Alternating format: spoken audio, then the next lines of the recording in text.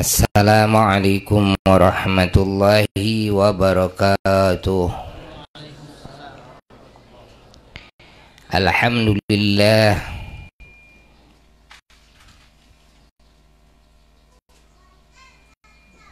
alladzi hadana lil imani wal islam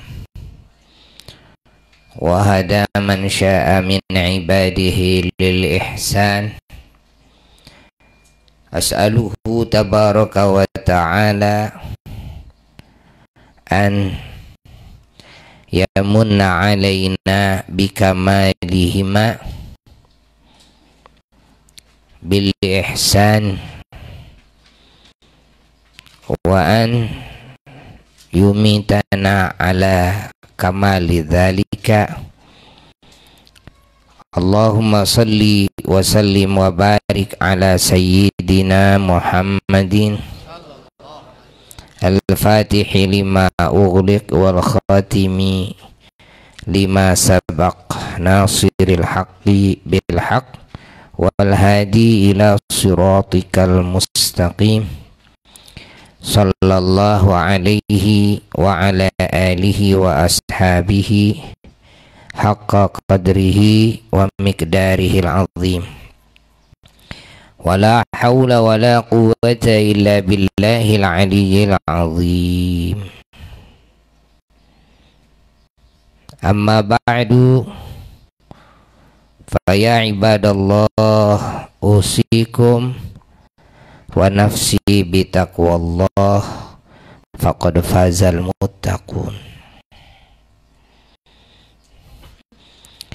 Para jamaah sekalian dan segenap umat Islam dimanapun berada, alhamdulillah kita bersyukur kepada Allah masih dipanjangkan umur kita beserta kesehatannya, keselamatannya yang sangat mahal. Nikmat yang sangat mahal setelah iman, setelah Islam, ya, adalah nikmat hidup. Lalu nikmat sehat dan selamat, disebut sehat wal afiyah. Afiyah itu selamat. Baru nikmat-nikmat yang lainnya.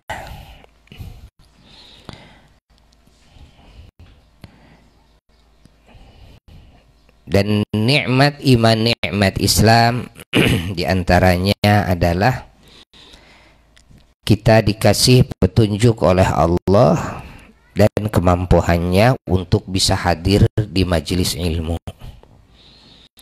untuk bisa menyerap ilmu Allah, ilmunya Rasulullah sallallahu alaihi wa alihi wasallam. Lalu setelah itu dikasih petunjuk dan dikasih kemampuan untuk bisa mengamalkan ilmu. Ini ada dalam daerah iman, Islam, dan ihsan. Setelah mampu mengamalkan ilmu, melakukan perintah-perintah Allah dan Rasulnya sallallahu alaihi wasallam, menjauhi larangan-larangan Allah dan Rasulnya sallallahu alaihi wasallam, baik zahirnya maupun batiniyahnya. Lalu mengajarkan ilmu ini kepada yang lain, ta'lim namanya, ya, dan menyampaikan ilmu ini kepada yang lain, tabligh. Tabligh itu menyampaikan, atau talqin. Talqin itu juga menyampaikan.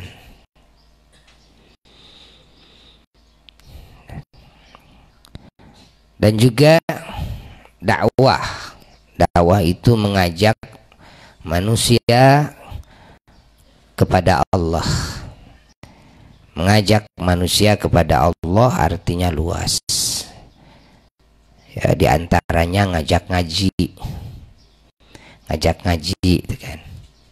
Mengajak manusia kepada Allah, diantaranya juga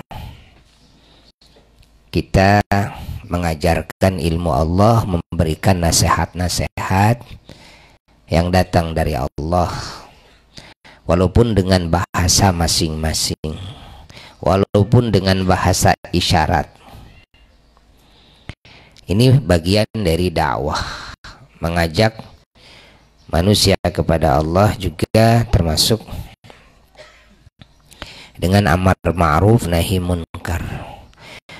Mengajak manusia kepada Allah juga termasuk memberi contoh kepada yang lain, kan? Contoh di dalam takwa, contoh dalam ketaatan kepada Allah dan Rasulnya, contoh di dalam amal, ya, di dalam melakukan perintah, di dalam menjauhi larangan, langsung dengan contoh, dengan perilaku, dan juga dengan akhlak yang mulia. Nah, ini bagian dari dakwah, walaupun tidak bicara, walaupun tidak pernah menyusun kan kitab, menyusun makalah-makalah ilmu agama. Nah, hidupnya bergaul dengan masyarakat, tidak pernah mengeluarkan kata-kata ajakan atau yang disebut dengan amar ma'ruf nahi munkar, tidak pernah ceramah sama orang-orang. Tapi dalam kehidupannya, Masya Allah, merupakan lambang ketaatan. Kehidupannya merupakan lambang ketaatan, kan? Dari mulai bangun tidur sampai tidur lagi, segala gerak-geriknya betul-betul sesuai dengan apa yang diperintahkan oleh Allah, apa yang dicontohkan oleh Rasulullah SAW. Nah, ini bagian dari dakwah. Bahkan ini merupakan dakwah yang paling baik. Dakwah yang paling baik itu, ya, bukan bil mau'izatil hasanah, tapi bil uswatil hasanah. Bukan dengan ucapan-ucapan yang baik, termasuk tulisan-tulisan, karangan-karangan yang baik, tapi dakwah yang terbaik adalah dengan uswah hasanah. Wujud gerak-gerik kehidupan dan yang baik, ya, yang diajarkan, yang dicontohkan oleh Sayyiduna wa Maulana Muhammad sallallahu alaihi wa alihi wasallam. Nah, kalau dakwah sudah mampu dengan uswah hasanah, maka dakwah ini akan masuk kepada hati sanubari manusia. Dakwah ini akan mengikat di dalam jiwa manusia yang melihat, kan, yang menyaksikan. Kan. Karena manusia yang dikasih akal oleh Allah, nuraninya pasti akan mengakui kepada hakikat kebenaran. Ini orang benar, kan? Walaupun tidak pernah ceramah. Nah, ini orang baik, ini orang jujur, ini orang adil, ini orang amanah, kan? Nah, pasti jiwa manusia akan mengakuinya. Nah, maka segala suatu yang lahir dari uswah hasanah akan masuk ke dalam hati. Kan? Adapun mau'izah hasanah itu juga penting sekali, namun derajatnya di bawah uswah hasanah. Kan? Dan mau'idhah hasanah ini masih ada kemungkinan riskan. Dan beda dengan uswah hasanah. Kalau uswah hasanah tidak ada celah dan untuk melemahkan dakwah. Tidak ada celah untuk memberikan pengaruh lemah kepada hati manusia. Tidak. Kalau uswah hasanah itu akan memberi pengaruh yang kuat kepada jiwa manusia. Dan tapi kalau mau'idhah hasanah ini ada sisi kan yang riskan. Apa yang riskan itu? Dan adalah lemahnya dakwah ini dan lemahnya hatinya orang yang didakwahi. Kan? Kenapa bisa terjadi kemungkinan lemah? Karena ada sisi kemungkinan tidak sesuai antara ucapan yang dinasehatkan dengan perilakunya orang yang memberi nasihat itu, kan? Tidak sesuai. Kita umpamanya memberikan nasihat, memerintah kepada yang lain kepada kebaikan yang disebut amar ma'ruf. Boleh jadi banyak ma'ruf yang tidak kita lakukan, kan? Kita barangkali sering kepada istri, kepada anak melarang gitu kan, mereka dari melakukan ABCD dan sebagainya, keburukan-keburukan lah gitu kan. Tapi boleh jadi kita juga melakukannya walaupun beda jenis gitu kan, walaupun beda jenis. Bahkan boleh jadi kita memompa kepada yang lain, kepada hal yang sunnah, sementara kita melalaikan yang wajib. Dan atau melakukan yang haram. Nah, walaupun beda jenis. Contoh, kita umpamanya memberikan amar ma'ruf nahi munkar kepada orang-orang agar orang-orang meninggalkan mabuk umpamanya. Kita jelaskan hukum minum arak, narkoba, kita jelaskan hukum zina, kita jelaskan hukum judi dan sebagainya, kita jelaskan hukum maling, korupsi dan sebagainya. Tiba-tiba kita, bibir kita juga ghibah, menceritakan aib orang umpamanya di satu waktu. Nah, orang yang mendengarkan nasihat yang tadi tentu akan menilai kita bahwa kita kemarin menasehati mereka jangan gini. Ini haram. Sementara saat ini kita, lisan kita ini mengucapkan ghibah, yang mana ghibah ini juga haram, ya kan? Orang judi haram, orang mabuk haram. Kalau ghibah haram.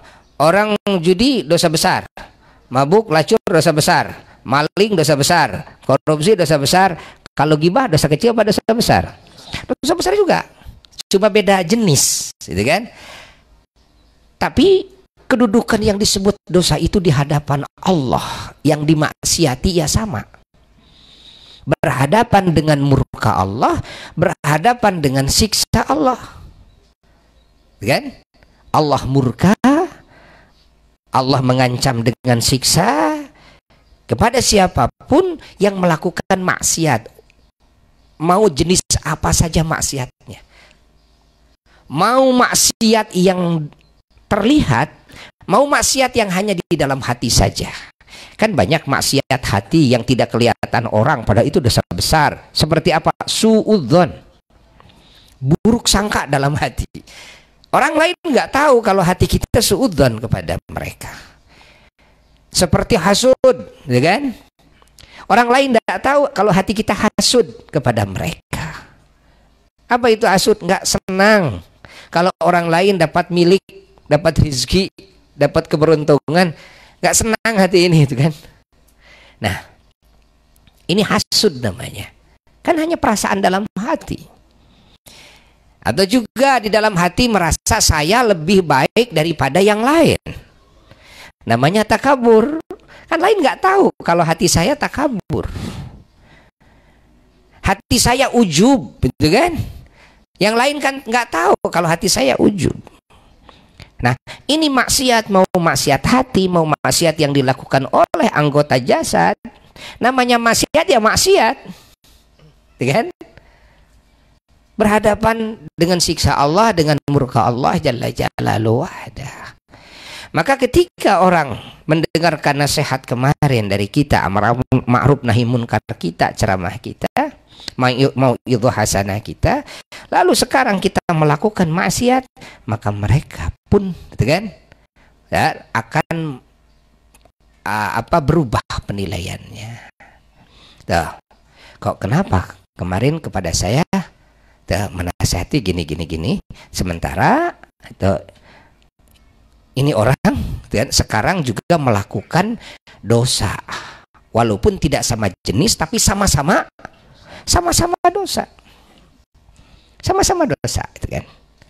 Orang lain yang meninggalkan sholat fardu dicaci maki, yang meninggalkan saum dicaci maki, yang korupsi umpamanya dicaci maki, sementara ini orang gibah lagi, gitu kan. Padahal sama-sama apa? Sama-sama dosa, dan dosa ini sama-sama besarnya. Nah, maka ini mau idhoh akan lemah. Walaupun kemarin kita mengeluarkan dalil hadis 1000 hadis, walaupun kita kemarin mengeluarkan ayat Quran, dengan ratusan ayat Quran, kan, dengan lantang kita mengucapkannya, tapi dalam satu hari kemudian bisa melemah itu. Nasihat itu bisa lemah. Selanjutnya setelah itu kita terus memberi nasihat lagi. Kalau kita memberi nasihatnya kepada orang yang sudah tahu kelemahan kita, maka nasihat kita walaupun didalili dengan seluruh fan keilmuan, pakai nahwu, pakai sorof, pakai balaghah, segala macam, tetap hatinya akan lemah. Efeknya semua nasihat, padahal kesalahan saya cuma kemarin satu saja, tapi dari satu ini akhirnya seluruh nasihat kita setelahnya semuanya akan lemah di hatinya, akan ngambang. Kita tidak akan didengar lagi, ya kan? Nasihat kita tidak akan masuk ke dalam hatinya.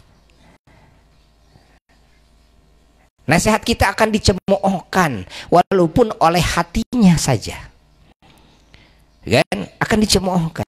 Nah, lu bisa aja sama orang lain gini, tapi lu sendiri nah, gini dan sebagainya. Nah, itu. Jadi nasihat dengan lisan, mau'idhah dengan lisan itu seperti itu. Jadi masih ada sisi riskan, gitu kan? Berbeda dengan uswah hasanah. Dengan uswah hasanah, perilaku kita, akhlak kita sudah mulia, meniru akhlaknya Rasulullah SAW. Semua sunnah Rasulullah SAW kita lakukan dalam hidup, kan? Dari bangun tidur sampai tidur lagi, kan? Segala gerak-gerik kita selalu sesuai dengan sunnah, kan? Segala hal, makan, minum dan sebagainya, itu kan, semuanya sesuai dengan sunnah, itu kan. Kita ceramah kepada yang lain, umpamanya bla bla bla bla, ceramah dengan Quran dan hadis. Begitu kita minum dengan tangan kiri contohnya. Apalagi kalau kita sudah disebut ustad, gitu kan, ustad dai, kok minum dengan tangan kiri, gitu kan, gitu kan. Coba gitu kan, makan sambil berdiri, gitu kan. Nah, ini otomatis akan melemahkan seluruh nasihat yang sudah kita lontarkan. Puluhan tahun kita lontarkan nasihat, gitu kan? Ini akan melemahkannya. Dan kesalahan kita itu akan memperkuat keberanian orang lain di dalam berbuat salah. Ya kan? Apalagi kitanya kiai. Lah kiai aja melakukan salah kok, melakukan dosa kok. Nah, saya mah wajar-wajar saja, bukan kiai kok. Ya kan? Itu kan? Makanya orang yang punya pengaruh itu kan, larangannya lebih keras tuh. Larangan di dalam kan melakukan kesalahan itu lebih keras ketimbang orang yang tidak punya martabat. Para tokoh-tokoh, gitu kan? Para kiai, para pejabat. Nah, orang-orang yang terpandang di masyarakat itu larangan melakukan kesalahan itu. Wah, itu harus berlipat-lipat itu. Kenapa? Karena keberanian tokoh di dalam melakukan kesalahan akan melahirkan kan keberanian di hati masyarakat dalam melakukan kesalahan. Ya, pejabat saja kok maling. Saya ya kenapa saya nggak boleh itu kan? Saya cuma maling kambing kok. Itu kan maling triliunan. Maling sekian ratus juta, itu kan sekian ratus miliar. Wah, sekian triliun gitu kan. Saya cuma maling domba 10 kok. Kalau saya maling domba umpamanya seumur hidup saya 1000 gitu kan. Dia maling umpamanya 1 miliar gitu kan. Ya masih banyak sisa kok. Ini ratusan miliar sampai triliunan tuh kan. Nah, bayangkan. Siapa saya yang disebut tokoh? Tokoh itu kalau melakukan kesalahan, kan? Tuh, lalu terlihat oleh yang lain, ini akan memberi pengaruh keberanian masyarakat di dalam melakukan kesalahan. Nanti apa yang terjadi? Secara logika lahirlah masyarakat yang tidak baik. Gara-gara apa? Gara-gara tokoh yang tidak baik. Tokoh tidak baiknya cuma satu kali, tapi masyarakat itu jadi kaidah, dan masyarakat boleh jadi ketidakbaikannya dalam segala hal. Dan ini akan melahirkan sifat ketidaktaatan masyarakat kepada tokoh. Ya, nggak mau tokoh masyarakat taat kepada tokoh. Nggak mau masyarakat taat kepada ulama kalau ulamanya kelihatan seperti itu. Nggak mau masyarakat taat kepada pemerintah, kepada pejabat pemerintah kalau pemerintahnya seperti itu. Ini mah itu kan apa namanya sudah merupakan hukum adat. Hukum adat memang akan seperti itu ya, dalam matematika kebiasaan manusiawi. Kalau tokoh melakukan kesalahan, maka bawahan akan berani melakukan kesalahan, dan bawahan akan tidak taat kepada tokohnya. Ya, maka dosa kecil saja kalau dilakukannya oleh tokoh itu menjadi besar. Dosa kecil kalau dilakukannya oleh tokoh menjadi besar. Kenapa? Karena efeknya dengan kesana kemari efeknya beda dengan masyarakat jelata. Masyarakat jelata dosa besar sebesar apapun yang lain nggak akan meniru kepada dia. Tapi kalau tokoh bisa ditiru, tuh Allah. Maka uswah hasanah, suri toladan yang baik merupakan dakwah terbaik. Maka jangan dianggap para wali yang tidak kedengaran ceramahnya, para wali yang tidak menuliskan dan satu patah kata pun di dalam kertas dan tidak menyusun karangan, jangan dianggap mereka bukan para dai. Mereka adalah dai terbaik. Kan? Ingat, mereka dai-dai terbaik. Padahal tidak pernah ngomong. Nah, dengan uswah hasanah orang akan meniru. Kenapa orang akan meniru? Karena kan ajaran Rasul itu kalau dilakukan dalam kehidupan akan indah kelihatannya, akan menarik kelihatannya. Ini akan jadi magnet, ya, dan akan menjadi solusi bagi segala permasalahan hidup. Akan melahirkan keberkahan dalam hidup kalau ajaran Rasul dilakukan dengan sebenar-benarnya. Nah, lalu kebiasaan manusiawi bahwa manusia itu suka saling tiru, kan, kepada kebiasaan orang lain. Itu kebiasaan manusiawi, saling tiru. Dan coba kita sekarang kan banyak dalam kehidupan sehari-hari itu kan, anak muda, anak kecil, orang tua ingin meniru ucapan, gaya gitu kan, gerakan, ingin meniru yang di TV, meniru yang di situ, ingin meniru gitu kan, meniru yang iklan dan sebagainya. Ucapan aja ingin niru, gitu kan? Bayangkan. Hatta kita umat Islam di zaman sekarang ini nyaris, gitu kan, nyaris kehilangan figur. Padahal kita punya figur terbaik adalah Rasulullah sallallahu alaihi wasallam. Tapi ketika hati ini lupa kan kepada Rasul sallallahu alaihi wasallam, lalu mata, telinga semuanya menyaksikan apa yang terjadi dalam kehidupan ini, yang mana orang-orang banyak yang memunculkan sifat-sifat dan gaya-gaya hidup yang tidak baik, gitu kan? Lalu nafsu ini pingin meniru,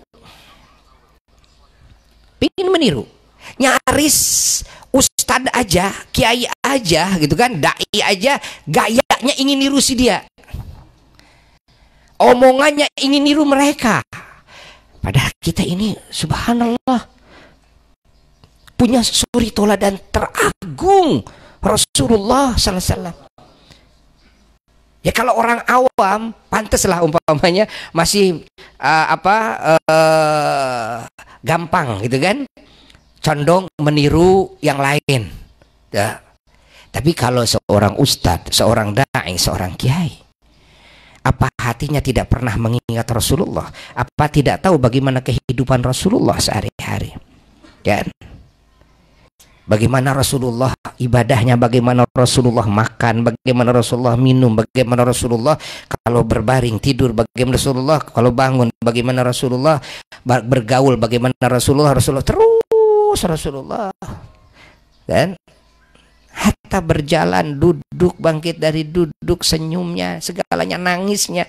Kan kalau kiai tahu, karena sifat-sifat Rasulullah sallallahu alaihi wasallam, akhlak Rasulullah SAW, perbuatan Rasulullah SAW dikaji dalam tarikh, dan dikaji dalam hadis-hadis Rasulullah sallallahu alaihi wasallam, dan yang diterima daripada sahabat-sahabat Nabi dan ahlul bait Nabi yang menyaksikan kehidupan Nabi sehari-hari.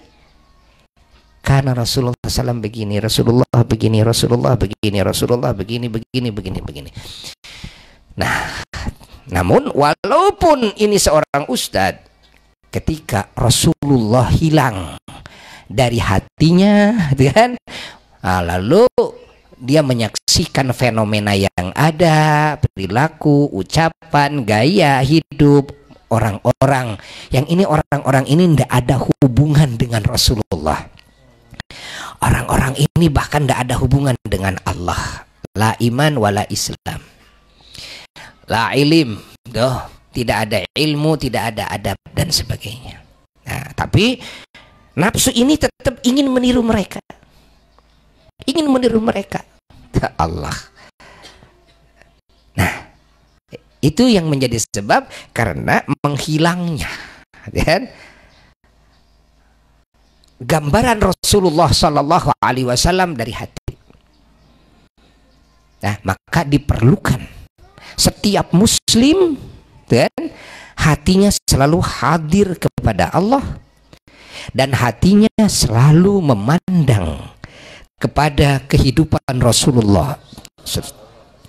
memandang kepada akhlak Rasulullah, selalu hatinya memandang Rasul, sehingga sehari-harinya selalu bersama Allah dan bersama Rasulnya. Hari-harinya tidak pernah putus ingatannya dari Allah dan Rasulnya Sallallahu Alaihi Wasallam. Nah, kalau sudah bisa seperti ini, ini orang akan menjadi orang yang mulia. Orang yang bisa melakukan, ya, apa yang diajarkan oleh Rasulullah Sallallahu Alaihi Wasallam, maka akan terlihat indah. Karena ajaran Rasul, ajaran yang indah. Ajaran Rasul, ajaran keadilan. Ajaran Rasul Sallallahu Alaihi Wasallam, ajaran kebenaran dalam segala hal. Ajaran Rasul Sallallahu Alaihi Wasallam, ajaran kesehatan. Ajaran Rasulullah Sallallahu Alaihi Wasallam, kan, ajaran keterpujian, ajaran keterdepanan, ajaran keunggulan, ajaran kesempurnaan. Itulah ajaran Rasulullah Sallallahu Alaihi Wasallam. Nah, nanti kalau kita sudah bisa seperti itu, maka siapapun orang-orang yang menyaksikan kita akan tertarik, kan, dengan magnet ini, magnet nubuwah, magnet kenabian yang ada pada diri kita. Akan tertarik, kan? Mereka yang tadinya badung akan jadi soleh. Melihat apa? Ya melihat kita. Solehnya itu hanya dengan melihat saja. Mereka yang lupa kepada Allah akan jadi mengingat Allah. Mereka yang tadinya tidak sadar-sadar akan sadar, merasakan banyak dosa, bodoh dan sebagainya, itu kan? Cuma karena melihat. Mereka yang tadinya malas ibadah, sholat, malas, itu kan, akan jadi semangat, kan? Akan jadi getol, itu kan, ibadah. Hanya dengan apa? Dengan melihat.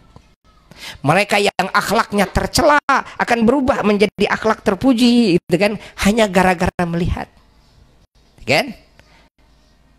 Nah, orang yang bisa mengikuti akhlak Rasulullah SAW, dia akan menjadi wali Allah. Ini yang diisyaratkan oleh Rasulullah SAW ketika ditanya oleh salah seorang sahabat, siapa mereka para wali-wali Allah itu? Rasulullah menjawab, mereka adalah alladzina idza ru'u dzukirallah. Alladzina idza ru'u, mereka adalah orang-orang yang kalau dilihat, gitu kan? Kalau dilihat oleh kalian, gitu kan? Maka Allah akan diingat oleh kalian. Kan? Kalau dilihat oleh manusia, maka Allah akan diingat oleh manusia. Jadi manusia akan langsung ingat Allah.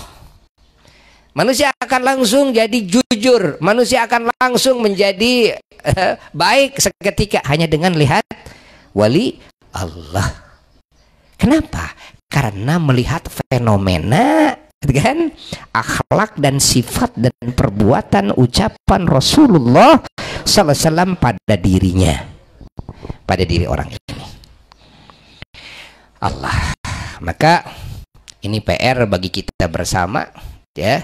Tidak akan benar, tidak akan baik kehidupan muslim, ya, siapapun, kecuali kita semuanya pertama-tama bagaimana dalam hidup ini bisa meniru baginda Rasulullah SAW, mengikuti akhlaknya Rasulullah Sallallahu Alaihi Wasallam. Lalu mau itu hasanah nomor berapa? Nomor 2. Setelah mau itu hasanah, mujadalah hasanah. Ada uswah hasanah, ada mau itu hasanah, ada mujadalah. Apa mujadalah? Diskusi yang baik. Billati hiya ahsan. Wajadilhum billati hiya. Diskusi yang baik, karena sewaktu-waktu orang butuh pengertian. Barangkali dia punya pemikiran lain. Nah, di sini kita harus siap untuk mengutarakan dalil-dalil yang akurat dengan cara yang baik, dengan adab, dengan sopan, dengan akhlak. dengan tetap menjaga persaudaraan, ukhuwah, dan menjaga perasaan orang lain yang mana kita diskusi dengannya tidak ada caci maki, hina, atau memperlihatkan kesombongan atau ada keinginan dia kalah. Tidak untuk mengalahkan diskusi itu, tapi diskusi itu bagaimana orang semuanya bisa melihat hakikat kebenaran itu dengan penuh kasih sayang. Ini billatihi ahsan.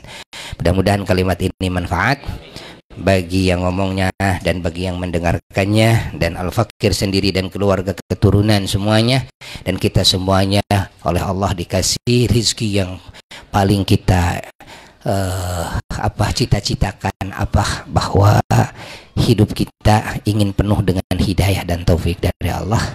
Hidup kita ingin menjadi uswatun hasanah, ya, sampai kita mati di dalam uswah hasanah ini. Bijahin Nabi sallallahu alaihi wasallam wa bisirri asril Fatihah.